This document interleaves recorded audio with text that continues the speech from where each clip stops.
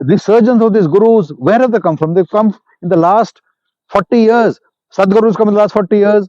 Sri Ravi Shankar has come in the last 40 years. Ram Rahim has come in the last 40 years. All the jokers have come in the last 40 years.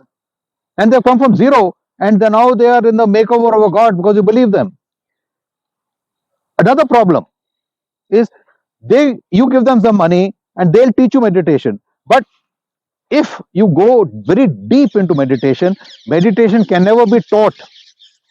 There is no teacher for meditation, because in the world of the spirit, or psychological, or spirituality, as they say, there can be no teacher for meditation. The reason there can be no teacher for meditation is teaching, by nomenclature, by definition, means authority. And authority means there is no humility. Now, another thing you got to understand, what is the root of authority? Where does authority come from? Authority comes from total disorder. And I repeat, disorder. Disorder of the mind, that your mind is totally screwed up. You cannot function on your own. So you need someone to help you to clamber over the disorder of your mind and to set it right. So you have a disease called disorder. And you go to these guys, they're supposed to help you, but you end up being there for life. So it's becoming like a life of bonded slavery. You join a commune. There's so many communes in India, must be about 1,000 of them, more than 1,000 of them. And these communes are bonded slaves. You work there for the rest of your life without any money. And you get a home and you get some food to eat. Bonded labor. And you think you're doing a wonderful job. So, and they tell you, you cannot, you go to a doctor if you're ill. If the doctor cures you, you're supposed to go away, but you can't be there for life. So, it's a thought creates desire. The culmination of knowledge, your memory bank, and your experiences. You will like something that creates desire. I want to buy that beautiful car. I want to do this. But here, you have got disorder in your mind, because they've created a disorder.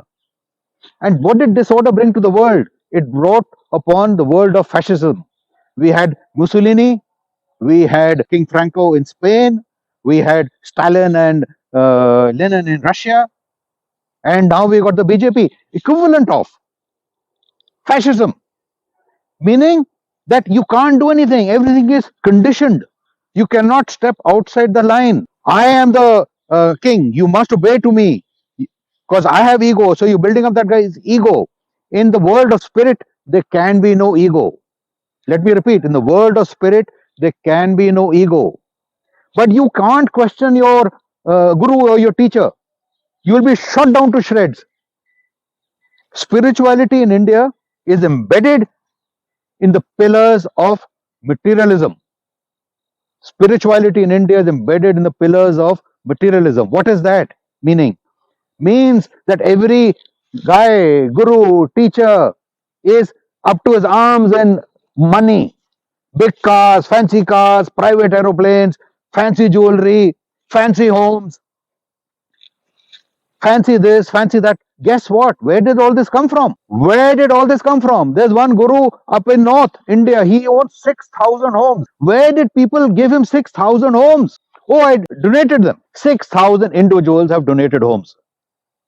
You can imagine one home, two homes, three homes, 6,000? 6,000 people have donated. Dullness of the mind. Sit with a rangarbatti or a dhoop for 3 hours every day, and when you wake up, you are feeling energized, but actually the mind is dull.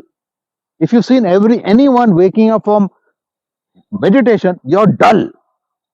That's the time. And can you imagine doing that for 20 years, 30 years of your life? So meditation, what it is, has not been taught. They are teaching them here how to do meditation, but they don't tell them what they're trying to achieve. You have to go to do meditation because you're struggling with yourself. I am born poor. My mind is screwed up. I don't know what to do. My wife does not love me. I do not love my children. Come sit here, do your meditation, and you will become invigorated. You will go there. So I'm struggling. It's a struggle in my mind to go from here to there. So you are going from here to there, and because you're going there, that's a fixed point, vantage point where you are going to achieve your salvation. And guess what? When you get there, there's nothing there. Then from there, you're taken somewhere else because there is nothing there. If you're searching the truth, no one can tell you the truth is there. Oh, it's only on that tree. Truth is everywhere. So when you get there, there's nothing there.